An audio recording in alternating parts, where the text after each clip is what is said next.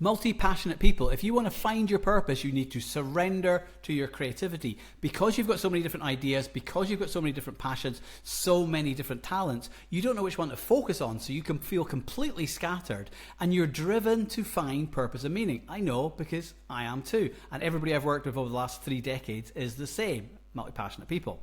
So because you're driven to find your purpose and meaning, because you're driven to fulfill your potential, you're panicking because you're bouncing from one idea to the next, seeking these things. And now you're so stuck that you're just stuck spinning your wheels because you're scared of picking the wrong idea and wasting your time. So this is very, very common, and I'm going to explain how to get out of this. So your reality is the mirror image of your identity. Now there's 5 different creative archetypes I've noticed with all the multi-passionate people I worked with, artists in the music industry and creators in the creator economy.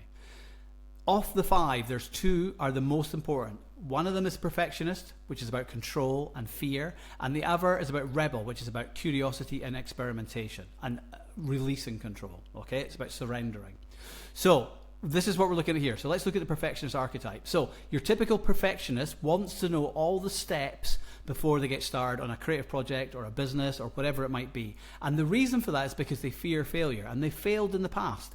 They've lost their identity, they're burnt out, they've experienced all this trauma and shame about failure in the past, and as a result they're trying to do everything they can to avoid further failure. But the problem with that is it means you never get started. So you're failing anyway, but without starting. And that's because of the fear of the unknown. It's because of the fear of being perceived. It's because of the fear of failure. It's because of the fear of being wrong. It's because of the fear of losing your identity. It's because of the fear of burning out again. All these things here are blocking you from getting started because you want to pick the perfect idea. But because you've got so many different ideas, you don't know which one to pick, you've got a fear of wasting your time. And what happens there is you start doom scrolling, you start procrastinating, you start doing all these different things rather than get started. And because your self-esteem is directly linked to your productivity, you're beating yourself up for wasting your time.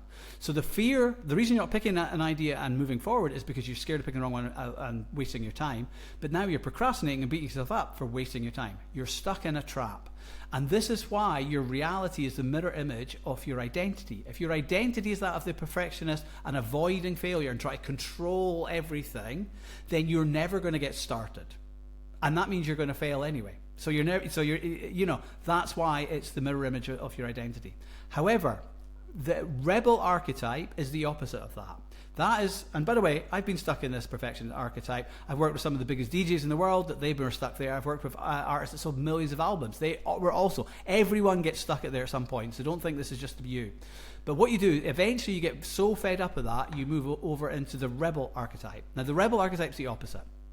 We know we've got so many different ideas, we're scared of wasting our time, we've got all these different fears, but we don't know which is the right path, because we also know that we're going to have to work out step by step. Okay, so what that means is that we're going to follow our curiosity. Which of our ideas feels the most curious? So let's say you want to start a YouTube video. Rather, the perfectionist will go and watch hours and hours and hours of consume other people's content about YouTube videos, about how to make or to blow up or grow a YouTube channel. Then you might listen to podcasts, then you're going to watch some articles, then you're going to look at some tweets, and then maybe you're going to buy a course. All these things are avoidance and procrastination disguised as productivity in order to stop you getting started. The rebel just gets started and we'll work it out as we go along. So that means that when you feel curious, you say, hey, I'm curious about starting a YouTube channel and I'm just going to start. So you create some videos and you just start. Then you might find you have to pivot, okay? Because it's really just an experiment. And the way that I do this, the way that I minimize this, because I still fear failure and all my clients still fear failure. It's not that all of a sudden we have no trauma or shame about failure. It's just we minimize it and we put it into a container. So we might say, okay, let's do 4 YouTube videos in 4 weeks, or 30 TikTok videos in 30 days, or 4 articles on Substack. We put them into a little container and make it a challenge. Now, we're very good with challenges, and what it also means is that at the end of that time, those 30 days, should we not enjoy it, should we not be getting a lot of energy from it, should it be draining our energy, we can simply move on and do the next experiment. And that means that because things are just an experiment and you're not going, hey, I'm going to announcing to the world, I'm going to make this massive YouTube channel or whatever. You're just saying, hey, I'm just doing a mini experiment with the YouTube channel, and should it not work, you can then say, well, I tried it and I didn't like it. So it's not you that succeeds or fails, it's the experiment. And that gives your ego a huge amount of separation in order to move forward. And that's what the rebel archetype is all about. It's about taking risks. So let's have a look at it. I came across this concept, by the way, in the Surrender Experiment, and there's an author called Michael Singer. If you're into spirituality, you may well have read The Untethered Soul, which was a #1 New York Times best-selling book. It's sold a lot of copies, over 1 million for sure, maybe a couple of million. And in that, he talks about his experience with spirituality and so on. But then there's a follow-up book, which is his autobiography or his memoir, which is obviously about his life. And that's called The Surrender Experiment. And as a young man, because he had so much chaos in his brain, to quieten his brain, he got really into meditation. He bought some land, built a temple, ended up doing retreats. And he did this surrender experiment. So he said, rather than try to control life, which is the perfectionist, right? I'm just going to let life unfold and just let spirituality and the universe make suggestions to me. And I'm going to say yes to each one. And this is a bit like our creativity. I should add, by the way, that he goes on to get into computers, teaches himself to code, builds this company, which he ends up selling to WebMD for, I think it was $5 billion. So all these amazing things happen to him, and some bad things as well, all through the lens of him surrendering to the universe and just following his creativity or the opportunities. And you can do exactly the same with your creativity.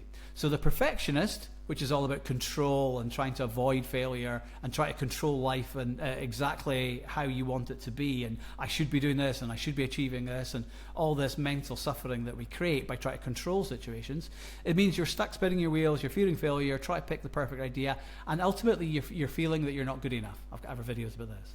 The surrender to your creativity is to do creative experiments. So say 30 TikTok videos in 30 days. That's what I did. Well, I originally started off with Substack. I did 4 articles in 4 weeks. I enjoyed it and I continued doing it.